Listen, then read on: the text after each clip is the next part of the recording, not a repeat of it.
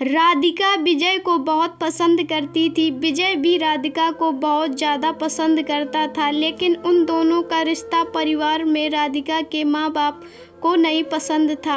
विजय के mummy papa को राधिका बहुत पसंद थी। वह दोनों राधिका को अपने घर की बहू बनाना चाहते थे, पर राधिका के माँ बाप को विजय बिल्कुल भी पसंद नहीं था। राधिका के माँ बाप राधिका की शादी एक बहुत बड़े अमीर घर में करना चाहते थे, और ऐसा ही हुआ। राधिका के लिए बहुत अमीर घर से रिश्ता आया। राधिका के पापा ने शादी के लिए हाँ कर दिया, लेकिन राधिका को रिश्ता मंजूर नहीं था। राधिका के पापा ने राधिका से कहा, बेटा, हम तुम्हारी पसंद के लड़के के साथ तुम्हारी शादी कैसे करा दें?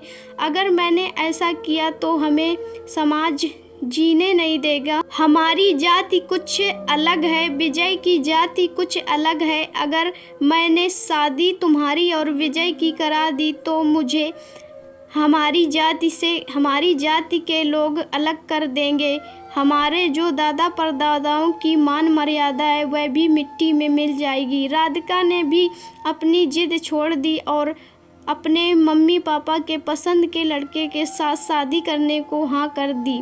दहेज में लड़के वालों ने 5 लाख रुपए नकद और सामान भी मांग लिया। राधिका के पापा ने भी दहेज देने से मना नहीं किया। बिना राधिका को बताए खेत बेचकर और जो भी जमा पूंजी थी वह भी दहेज में दे दी। राधिका की शादी हो गई। कुछ दिनों तक तो सब अच्छा चला। एक दिन राधिका का पति राधिका को घर के बाहर राधिका को छोड़कर चला गया। राधिका के पापा ने राधिका से पूछा, बेटा, दामाद जी घर क्यों नहीं आए? राधिका ने कहा, पापा, उन्हें कुछ ज़रूरी काम था इसलिए वह घर नहीं आए। राधिका को अपने मायके में रहते रहते करीब 2 महीने हो गए थे, पर उसके ससुराल वालों ने राधिका की कोई याद खबर नहीं ली थी। एक दिन राधिका के पापा ने कहा, बेटा राधिका, दामाद जी को तुम्हें यहाँ छोड़े करीब 2 महीने हो गए हैं, पर उन्होंने ना तुम्हारी कोई याद खबर ली है, ना तुम्हें लेने आए हैं। राधिका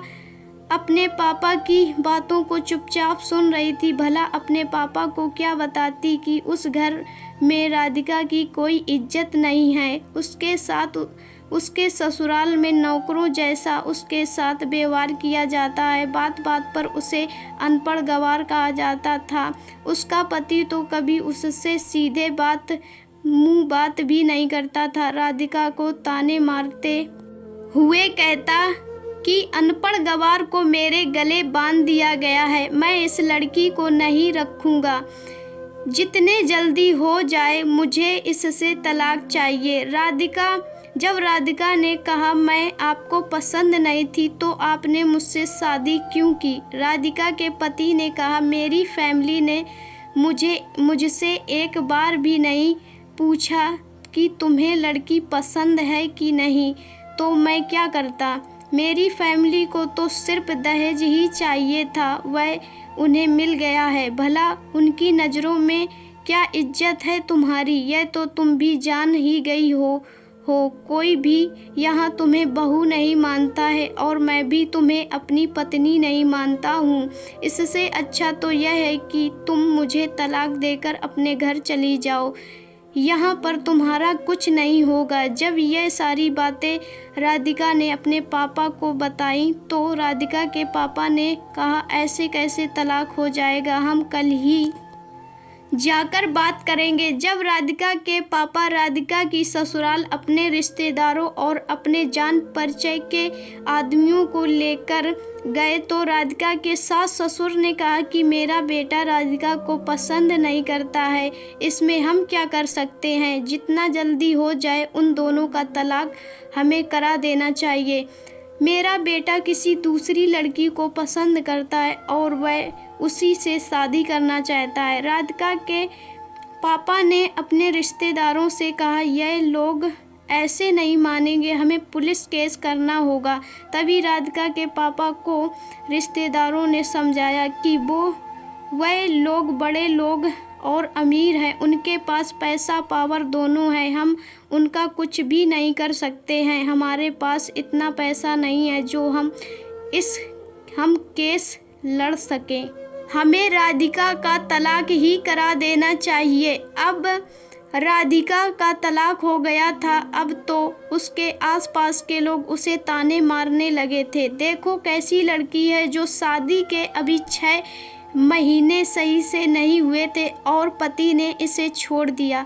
राधिका ने घर के बाहर भी जाना बंद कर दिया था, घर के एक कमरे में पड़ी रहती थी। अब राधिका को देखकर उसके पापा रोज पछताते थे। समाज का डर क्या है, यह तो मुझे और मेरी बेटी को आज भी बुरा भला ही कह रहा है। इससे अच्छा तो मैं विजय के साथ ही शादी कर देता और तो मेरी बेटी की यह हालत ना होती। मैं इस समाज के डर की वजह से अपनी बेटी की खुशियों का गला घोंट दिया, फिर भी यह समाज हमें ही बुरा भला कह रहा है।